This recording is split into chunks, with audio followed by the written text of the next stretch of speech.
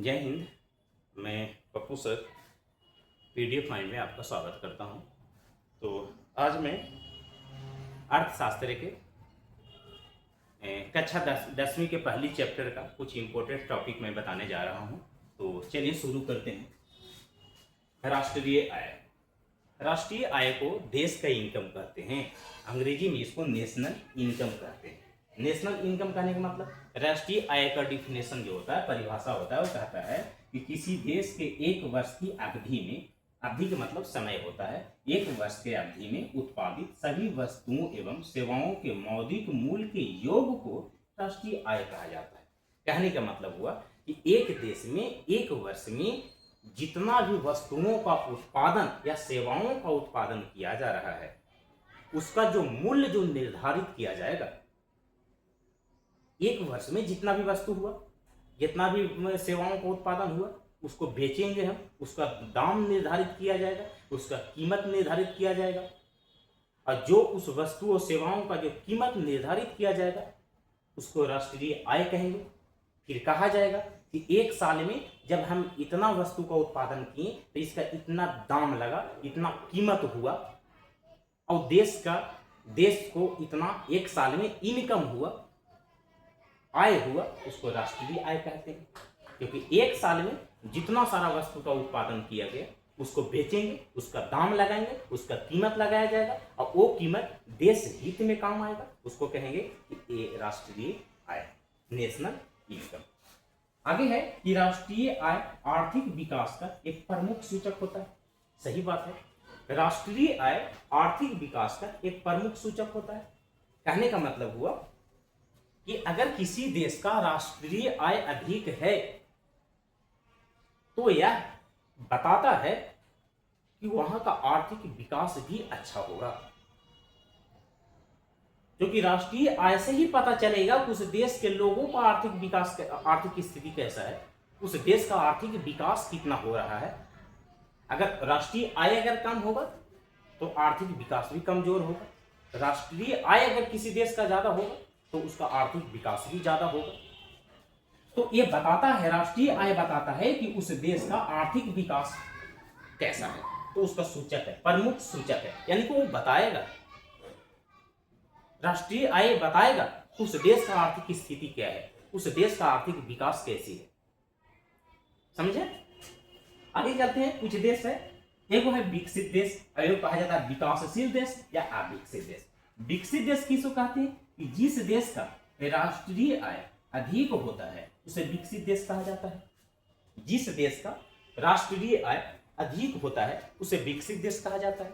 विकसित देश क्यों कहेंगे? इसलिए कहा जाएगा कि जिस देश का राष्ट्रीय आय ही बहुत ज्यादा है, उस देश में राष्ट्रीय इनकम बहुत ज्यादा हो रहा है, तो उस देश के पास पैसा भी तो ज्यादा होगा। और जब उस देश का पैसा बहुत ज्यादा होगा जिस देश में, उस देश का अर्थव्यवस्था भी मजबूत होगा। और जब अर्थव्यवस्था जब मजबूत होगा तो वो विकासशील देश नहीं रह जाएगा, वो देश फिर विकसित कहलाएगा। जब कोई टेक्नोलॉजी के मामले में, शिक्षा के मामले में और उद्योग धंधे के मामले में वो देश सबसे आगे निकलेगा। क्योंकि जिस देश के पास जितना ज्यादा संपत्ति होता है, जितना ज्यादा पैसा होता है, उस देश का अर्थव्यवस्था उतना ही ज्यादा मजबूत होता है। और जिस देश के पास ज्यादा पैसा होगा वो विकसित कहलाएगा। क्योंकि जब पैसा होगा तब टेक्नोलॉजी के मामले में आगे बढ़ेगा, शिक्षा पर वो काम करेगा, वो स्वास्थ्य पर वो काम करेगा, उद्योग धंधा पर ज्यादा काम करेगा, तो विकसित तो होगा। तो जिस देश के पास ज्यादा पैसा होगा, ज्यादा इनकम होगा, राष्ट्रीय आय ज्यादा होगा, उसे विकसित देश कहते हैं। विकासशील देश या अविकसित देश किसको कहेंगे? अविकसित देश, जिस देश का राष्ट्रीय आय कम होगा वो अविकसित होगा। अब सोचिए, मेरे पास पैसा नहीं है तो हम कैसे कह सकते हैं कि हम अमीर है? मेरे पास पैसा नहीं है तो हम अपने आप को अमीर कैसे घोषित कर देंगे कि हम अमीर है? नहीं ना, ऐसा नहीं होता है। अगर हमको अमीर बनना है, आपको अगर अमीर बनना है तो पैसा कमाना पड़ेगा। इस पैसे की बदौलत लोग अमीर बनता है, मेहनत तो करना पड़ेगा। मेहनत कीजिएगा तो पैसा कमाइएगा, पैसा कमाइएगा तो अमीर कहलाइएगा। तो वही कह रहा है कि जिस देश के राष्ट्रीय आय कम होता है उसे अविकसित देश कहा जाता है। जब इसके पास पैसा ही नहीं है, जिस देश के पास पैसा ही नहीं रहेगा, उसको हम कैसे कहेंगे कि विकसित देश है? नहीं ना कहेंगे, नहीं कहेंगे। ये तो भारत अविकसित देश है, विकासशील देश है, क्योंकि भारत के पास उतना ज्यादा संपत्ति नहीं है, उतना ज्यादा पैसा नहीं है जो और देशों के पास है। इसलिए भारत विकासशील या अविकसित देशों में आता है। और जब राष्ट्रीय आय ही कम है, जब पैसा ही कम है, तो शिक्षा पर काम कैसे करेगा, उद्योग धंधों पर काम कैसे करेगा, अपने स्वास्थ्य सुविधाओं पर काम कैसे करेगा? नहीं कर पाएगा। और जो देश इस सब मामले में पीछे रह जाता है वो विकासशील देश या अविकसित देश कहलाता है, क्योंकि इसका इनकम कम है। अब इनकम कम है तो शिक्षा पर, स्वास्थ्य पर, उद्योग धंधा पर, टेक्नोलॉजी पर, ये सब मामले वो काम ही नहीं कर पाएगा। और जब काम नहीं कर पाएगा तो विकसित कैसे कर पाएगा? नहीं कर पाएगा। जिसके पास ज्यादा पैसा है वो सभी मामले में आगे है, जिसके पास कम पैसा है वो सब मामले में आगे नहीं है। तो जिसके पास ज्यादा पैसा है, जिसके पास ज्यादा राष्ट्रीय आय आता है, वो विकसित देश कहलाता है। और जिसके पास कम पैसा आता है, जिसके पास कम राष्ट्रीय आय है, वो अविकसित देश कहलाता है, यानी कि विकासशील देश कहलाता है। आगे चलते हैं।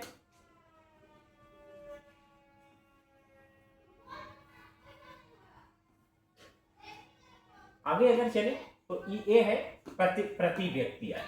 क्या है? प्रति व्यक्ति आय है। प्रति व्यक्ति आय कहते हैं, प्रति व्यक्ति आय को अंग्रेजी में कहते हैं पर कैपिटा इनकम। क्या कहेंगे? Per capita income. प्रति व्यक्ति आय को अंग्रेजी में कहते हैं per capita income, per capita income. प्रति व्यक्ति आय कहता है कि राष्ट्रीय आय को देश की कुल जनसंख्या से भाग देने पर जो भागफल आता है उसे प्रति व्यक्ति आय कहते हैं। कहने का मतलब हुआ कि एक देश का, मान लीजिए कि एक देश में जितना सारी संपत्ति है, यानी कि एक साल में जितना सारा राष्ट्रीय आय को, देश की कुल राष्ट्रीय आय को उस देश की कुल जनसंख्या से जो भाग देंगे उसको कहते हैं प्रति व्यक्ति आय। अगर हम अपनी भाषा में अगर समझाना चाहूं तो हम ऐसे समझा सकते हैं कि मान लीजिए कि एक घर में, हम प्रति व्यक्ति आय पूछ रहे हैं, प्रति व्यक्ति आय बता रहे हैं, एक घर में 40,000 रुपया महीना आता है। ठीक है, काइन दहाइन सैकड़ा हजार 10,000। हम कहेंगे कि एक घर में 4 भाई है और चारों कमाता है, और चारों कमा करके 40,000 रुपया कमाता है महीना में। 4 भाई है तो टोटल पैसा, ध्यान से सुनिएगा, ध्यान से समझिएगा, समझ में आएगा। टोटल पैसा 40,000, 4 भाई मिलकर कमा रहा है, तो टोटल पैसा बटा टोटल जनसंख्या, इसको से भाग देंगे तो जो भागफल आएगा, भागफल कितना आएगा? 10,000 आएगा। तो कहेंगे कि 4 भाई मिलकर 40,000 रुपया कमा रहा था, तो एक भाई मिलकर कितना कमा रहा है? 10,000 कमा रहा है। तो 10,000 रुपया जो कमा रहा है वही प्रति व्यक्ति आय कहलाएगा, वही प्रति व्यक्ति आय कहलाता है। देश की कुल संपत्ति को एक साल में, एक साल की अवधि में जो कुल संपत्ति जो आया, जो राष्ट्रीय आय आया, वो राष्ट्रीय आय को देश की कुल जनसंख्या से भाग देने पर जो भागफल आता है वो प्रति व्यक्ति आय कहलाता है।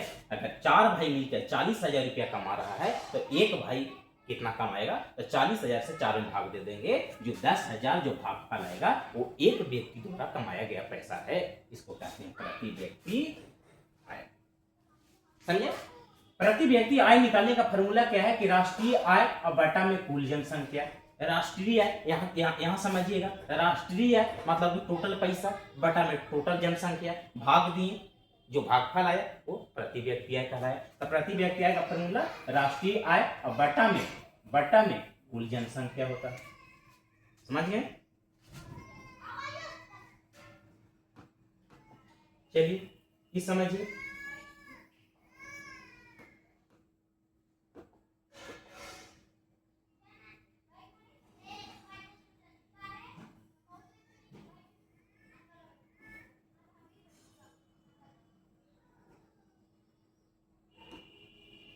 ये समझिए, प्रति व्यक्ति आय देश में रहते हुए व्यक्तियों की औसत होती है। अब इसको ना थोड़ा सा ना एक एग्जाम में पूछा हुआ है, एक वीवीआई क्वेश्चन है, ये एग्जाम में पूछा हुआ है। अब इसको ध्यान से समझिएगा, ये क्या कहता है? ये कहता है कि प्रति व्यक्ति आय देश में रहते हुए व्यक्तियों की औसत होती है। जैसा कहने का मतलब सिंपल सा बात समझिएगा कि एक व्यक्ति जो है, एक घर में 4 व्यक्ति है। अब राष्ट्रीय आय को ये सिंपल कह सकता है कि राष्ट्रीय आय को और कौन सी आय कहते हैं? तो प्रति व्यक्ति आय को और कौन सी आय कहते हैं? तो प्रति व्यक्ति आय को औसत आय भी कहते हैं। कौन आय कहते हैं? औसत आय भी कहते हैं। वो औसत आय कैसे कहेंगे? ध्यान से समझिएगा, सिंपल सा बात समझिएगा। एक घर में 40,000 रुपया महीना आता है, जो अभी हम बताएं पीछे। एक घर में 40,000 रुपया महीना कमाता है और वो व्यक्ति 4 गो है। ध्यान से समझिएगा, एक घर में 40,000 रुपया इनकम है महीना का, 4 भाई मिलकर कमा रहा है।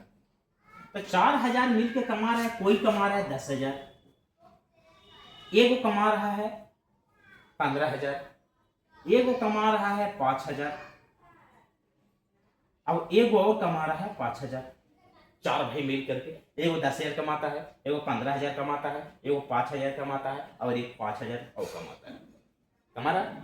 तो बताइए कि चारों भाई मिल करके अलग अलग महीना में पैसा कमा रहा है। ध्यान से सुनिएगा, अलग अलग पैसा कमा रहा है। तो 4 भाई है, तो 10 + 15 + 5 और +5, टोटल कितना हो गया? 40,000 हो गया। टोटल घर में कितना इनकम आ रहा था?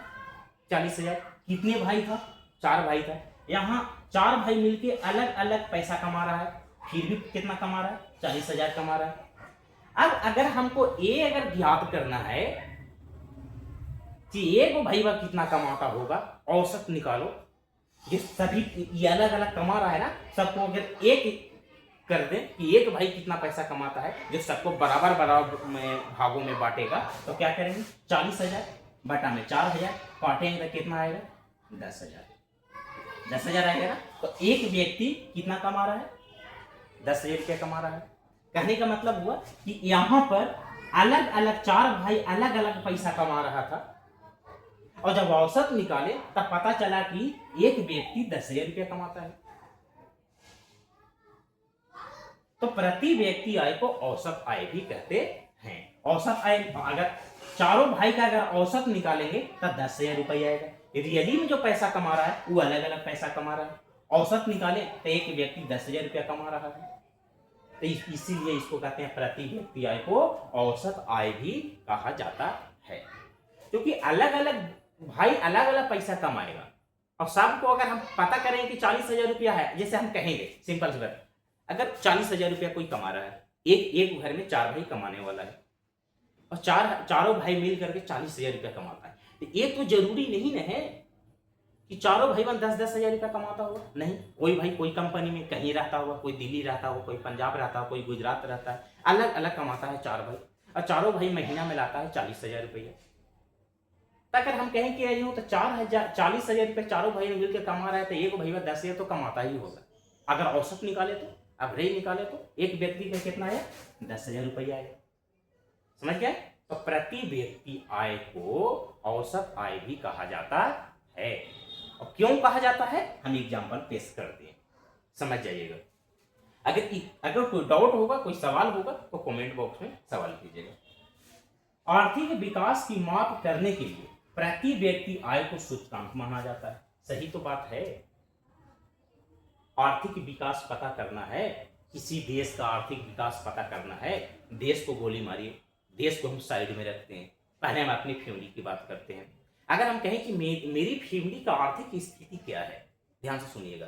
अगर हमसे कोई पूछे कि आपका फैमिली का आर्थिक स्थिति क्या है, तो अगर हम कहें कि मेरी फैमिली का आर्थिक स्थिति बहुत अच्छा है, मतलब वो बहुत अच्छा, जिंदगी अच्छा से चल रहा है, अच्छा खासा पैसा कमा रहे हैं, तो अच्छा खासा जब जैसे हम लोगों को कहेंगे ना कि मेरे परिवार का आर्थिक स्थिति बहुत अच्छा है, हम आर्थिक विकास कर रहे हैं, तो पहला सवाल लोगों के मन में क्या आएगा? पहला सवाल लोगों के मन में आएगा कि आप कितने भाई हो, और दोनों भाई मिलकर कितना कमा लेते हो। यानी कि प्रति व्यक्ति आय जानना चाहता है, वो ये जानना चाहता है कि यदि दो भाई हो और दोनों भाई कमाते हो और दो भाई कमा करके आप इतना आर्थिक स्थिति मजबूत किए हो, आर्थिक विकास तरक्की कर रहे हो, तो उसके मन में जानने का लालसा होगा कि एक भैया कितना कमाता होगा। और जब एक भैया कमाता है, तो दोनों भाई बहन मिलकर कितना कमाता है, समझे। तो जब प्रति व्यक्ति आय सूचकांक है आर्थिक विकास का, यानी कि एक व्यक्ति महीना में कितना कमाता है, उसको से पता चल जाएगा इस व्यक्ति का आर्थिक विकास कितना है। तो आर्थिक विकास को पता करने के लिए प्रति व्यक्ति आय को जानना जरूरी है। अगर प्रति व्यक्ति आय अगर पता है तो पता चल जाएगा कि उसका आर्थिक विकास कैसा है। जैसा कहने का मतलब, एक परिवार में 5 व्यक्ति हैं, 5 भाई रहता है। जैसे हम 2 भाई हैं, मैं 2 भाई हूं। अगर हम कहें कि दोनों भाई मिल करके 50,000 रुपया महीना कमाते हैं, तो एक भाई अगर 25,000 रुपये कमा रहा है, दोनों भाई 25,000 रुपये कमा रहे, तो 50,000 रुपया तो कमा लिए। तो 50,000 रुपये कमाए तो पता चलेगा ना कि आर्थिक विकास अच्छा है। जब हम लोगों को बताएंगे कि 25 दोनों भाई मिलकर 25,000 रुपये कमाते हैं, 50,000 रुपये महीना कमाते हैं, तो लोगों को मन में एक विचार जरूर है कि इसके घर में 50,000 का महीना आ रहा है, तो इसका मतलब इसका आर्थिक विकास अच्छा है। तो किसी देश का, किसी राज्य का या किसी परिवार का अगर आर्थिक विकास को पता करना है, तो सबसे पहले पता ये किया जाता है उस घर में जो व्यक्ति हैं, वो व्यक्ति पर व्यक्ति कितना पैसा कमा रहा है। अगर पर व्यक्ति पैसा कितना कमा रहा है, अगर ये बात अगर आपको पता चल गई, तो पता चलेगा कि वो घर तरक्की कर रहा है कि नहीं कर रहा है, वो घर विकास कर रहा है कि नहीं कर रहा है। तो आर्थिक विकास की माप करने के लिए प्रति व्यक्ति आय का जरूरी होना, जानकारी होना बहुत जरूरी है। समझ गए? आगे चलते हैं।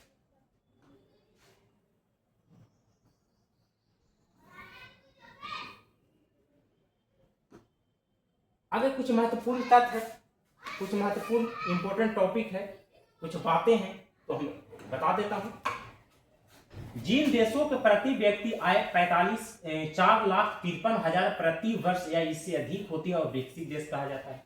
कहने का मतलब क्या हुआ कि जिस देश में एक व्यक्ति एक साल में 4,53,000 रुपया कमाता है, एक साल में एक व्यक्ति एक साल में 4,53,000 रुपया सालाना कमा लेगा, तो वो विकसित देश कहा जाएगा। वो उस देश को क्या कहेंगे? विकसित देश कहेंगे। दूसरा है विश्व बैंक की विश्व विकास रिपोर्ट 2006 के अनुसार जिन देशों का प्रति व्यक्ति आय 37,000 रुपये प्रति वर्ष या इससे कम है, उन्हें निम्न आय वाला या विकासशील देश कहा जाता है। अब विश्व बैंक कहता है वर्ल्ड बैंक। अब वर्ल्ड बैंक हमेशा हर साल कुछ ना कुछ रिपोर्ट जारी करता है। विश्व विकास रिपोर्ट ये 2006 के अनुसार कहता है कि जिस देश का प्रति व्यक्ति आय 37,000 रुपये प्रति वर्ष से कम है, तो उन्हें विकासशील देश कहा जाता है। तो 37,000 रुपये महीने सालाना कुछ है? कुछ भी तो नहीं है भाई। अब इतना कम कमाएगा और वो कहेगा कि हम विकसित देश में आएंगे, ऐसा थोड़े ना होता है। पैसा कम कमा रहे हैं तो आप विकसित कैसे बनिएगा? आप तो विकासशील ही रहिएगा, आप विकसित ही कहलाइएगा ना। आगे भारत के प्रति व्यक्ति आय 2004 में केवल 28,000 रुपये प्रति वर्ष थी, इसलिए भारत निम्न वर्ग देश में आता है। और भारत के 2004 में केवल एक व्यक्ति एक साल में 28,000 रुपये कमा रहा था। एक साल में 28,000 रुपये जो कमा रहा है, वो कहेगा कि हम विकसित देश में शामिल होंगे, ऐसा नहीं है। पैसा कम कमा रहे हैं तो आप विकसित ही कहलाइएगा। ये था कुछ इंपॉर्टेंट टॉपिक्स। आपको कैसा लगा क्लास? आपको कैसा लगा? अगर क्लास अच्छा लगा तो कमेंट शेयर जरूर कीजिए। अगर मैं जिसे मेहनत कर रहा हूँ, देखिए पसीना चल रहा है, इतना पसीना में हम आपके सामने वीडियो ला रहा हूँ। अगर अच्छा लगे तो कमेंट शेयर सब्सक्राइब जरूर कीजिए और लाइक जरूर कीजिएगा, क्योंकि लाइक करने के बाद हमको एक मोटिवेट होंगे हम, तो हमको लगा कि और हम वीडियो ला सके। तो थैंक यू, धन्यवाद। चलिए फिर अगले क्लास में मिलते हैं। धन्यवाद।